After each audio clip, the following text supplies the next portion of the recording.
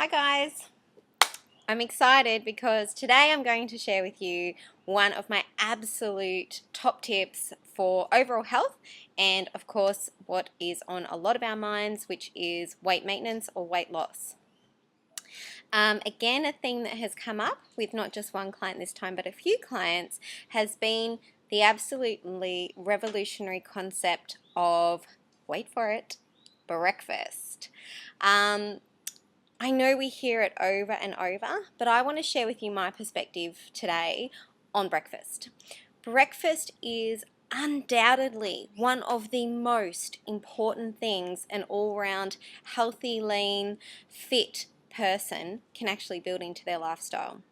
I don't think I've ever met, and it doesn't mean there aren't any, but I don't think I've really ever met a truly healthy, lean, fit person who doesn't eat breakfast, and in fact who doesn't make it a priority.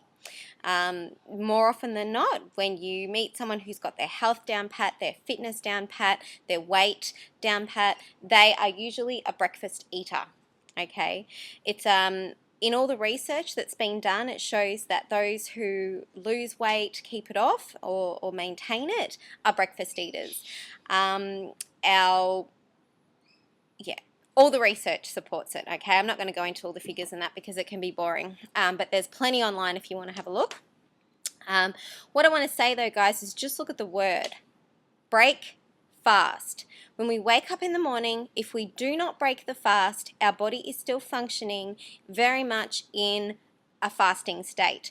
That means it slows down its metabolism. In order for us to sleep at night, 6 hours, 7 hours, 8 hours, 10 hours, 12 hours even, in order for us to be able to do that without going into a coma because our sugar levels get too low, our body has to slow down its metabolism. So if you wake up in the morning and you don't have breakfast, your metabolism is sluggish. It's functioning slowly, which means you burn less calories. If you're not a breakfast eater, you don't need to all of a sudden start having a banquet at breakfast. The best thing you can do is go gradually. Know that if you're not hungry in the morning, that's a big sign that your metabolism is actually slow. And the best way to get it revved up and starting to actually happen and move is to eat. So, as I said, you can make it as simple or as complicated as you like. If starting just with a banana, for example, is where you can start, or just a yogurt, then that's where you start and go from there.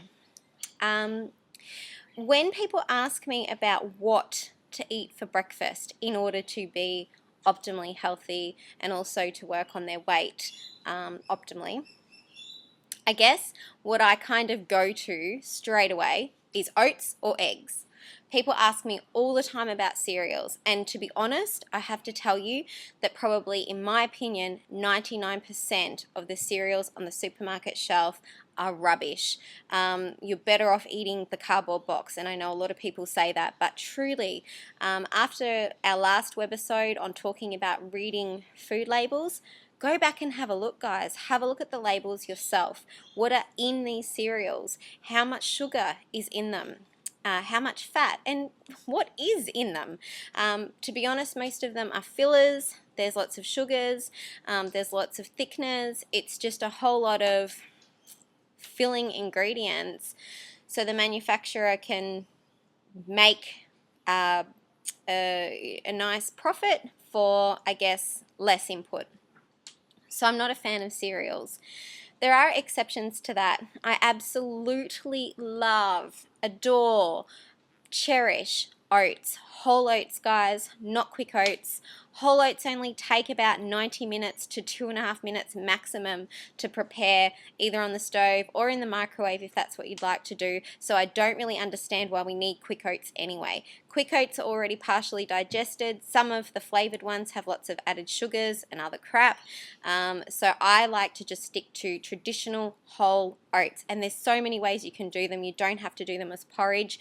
You can creatively soak them overnight in some pear juice with some frozen berries and some yogurt to make like a bircher muesli and some grated apple even. You can do them all sorts of different ways. You can even blend up some oats and put them into some pancakes, make an oat flour, which is one of the recipes I'm going to share with you this week. So you're really only limited by your imagination when it comes to breakfast and when it comes to what you can do with oats. And on the other side, eggs. Eggs are a brilliant food. If there is one food that I could say I would love for everyone on the planet to eat, it would be eggs. They're just a bundle of goodness. They're a whole food. They contain so many things within them that we really need, that is really good for our health. And guys, I mean the whole egg. I'm not into this whole let's just have the white and then get rid of the yolks. What happens to all those yolks anyway? I hate to think of the food waste that goes on with people just eating whites. Yes, you can buy whites. If that's what you want to do, go for it. There's nothing against it, but you're missing a lot of the goodness in the yolk, in particular vitamin D. Okay, vitamin D is one of those things that we're quite deficient in our population, and it's found in the yolk of the egg. So you're missing a lot of the goodness when you don't eat that.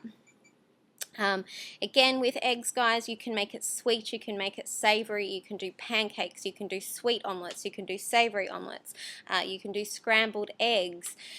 There is just so much you can do with eggs for breakfast in the morning.